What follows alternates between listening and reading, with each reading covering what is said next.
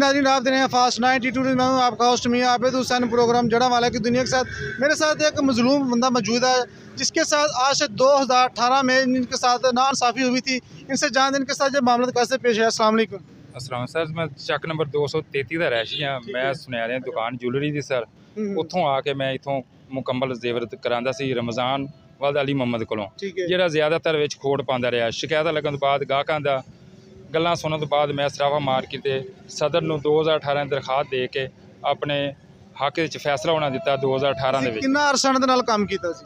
ਮੈਂ ਇਹਨਾਂ ਦੇ ਨਾਲ 2 ਤੋਂ 2.5 ਸਾਲ ਇਹਨਾਂ ਦੇ ਨਾਲ ਕੰਮ ਕੀਤਾ ਸੀ। 2 ਤੋਂ 2.5 ਸਾਲ ਕੰਮ ਕੀਤਾ ਤੇ ਸੋਨਾ ਤੁਹਾਨੂੰ 2 ਨੰਬਰ ਜਾਲੀ ਦਿੰਦੇ ਰਹੇ ਜਾਂ ਵਿੱਚ ਖੋੜ ਪਾਉਂਦੇ ਰਹੇ? ਵੈਸੇ ਜ਼ਿਆਦਾਤਰ ਮਿਲਾਵਟ ਪਾਈ ਗਈ ਉਹਦੇ 'ਚ। ਮਿਲਾਵਟ ਸਾਬਤ ਹੋਈ, ਖੋੜ ਸਾਬਤ ਹੋਣ ਦੀ ਵਜ੍ਹਾ ਨਾਲ ਮੈਨੂੰ ਫੈਸਲਾ ਸਰਾਫਾ ਮਾਰਕੀਟ ਨੇ 2018 ਦੇ ਵਿੱਚ ਇਹ ਫੈਸਲਾ ਦੇ ਦਿੱਤਾ ਮੈਨੂੰ। ਤੁਸੀਂ ਇਹਨਾਂ ਦੇ ਫੈਸਲਾ ਕਿਹਦੇ ਕੋਲ ਲੈ ਕੇ ਆਏ ਸੀਗੇ? ਸਦਰ ਮੁਹੰਮਦ ਰਫੀਕ ਗੋਗੀ ਨੇ ਫੈਸਲਾ ਕੀਤਾ ਜੀ। ਉਸ ਤੋਂ ਬਾਅਦ ਜੀ ਮੈਨੂੰ ਕਿੱਥੇ ਜਾਣਾ, ਕਬੀਨਾ ਨੇ ਸੈਨ ਮੋਹਰਾਂ ਨਾਲ ਲਾਈਆਂ। ਉਹ ਕਿੱਥੇ ਜਾਣਾ, ਕਬੀਨਾ ਇਹੀ ਕਿਹਾ ਜਾਣਾ ਵੀ ਕਬੀਨਾ ਸੈਨ ਮੋਹਰਾਂ ਕਰ ਦੇਵੇ।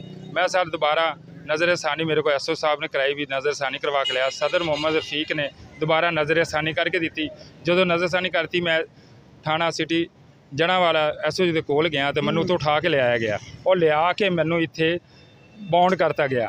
दोबारा झूठी दरखास्त दे के मेरे ते और मेरे इस फैसले को ख़त्म करना चाहते हैं। लिहाजा वज़ीर आज़म पंजाब वास्ते झूठियां फैसले, क्योंकि मौजूदा चेयरमैन उन्होंने अजीज़ होने की वजह नाल फ़ायदा उठा रहे हैं। उनका नाम जी शरीफ उन्होंने कबीना वा यूनियन सारे आपस में रिश्तेदारी है सर। इस टाइम वो उन्होंने पूरी यूनियन होल्ड है, किंदे को मर्जी सोना खो लेंदे। 2018 ਦੇ ਵਿੱਚ ਮੇਰੇ ਕੜਿਆਂ ਦੀ ਜੋੜੀ ਖੋਈ ਗਈ, ਜਿਹੜੀ ਵਕਤੀ ਤੌਰ ਤੇ ਜਦੋਂ ਫੈਸਲਾ ਲਿਖਿਆ ਗਿਆ ਵਾਪਸ ਕੀਤੀ ਗਈ।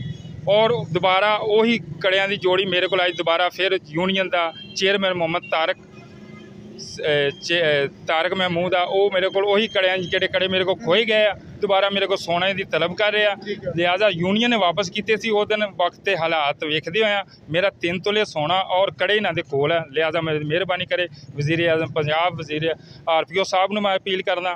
उस तो बाद मैं जड़ांवाला ASP साहब अगे गुजारिश करना कि मैं पहले भी हाज़र होया उन्होंने कोल, और सिटी थाना SO साहब ने मैं कहना मेरे ते खुदाद रसी की जाए और मेरे इस क्या फैसला मेरा मेरिट था उन मेरिट के कागजात भी हम देख रहे हैं। आप देख सकते हैं कि इसके ऊपर जहाँ जहाँ पे ये गहन की एप्लीकेशन दर्ज करवाई है उनके पास पहुँचे हैं।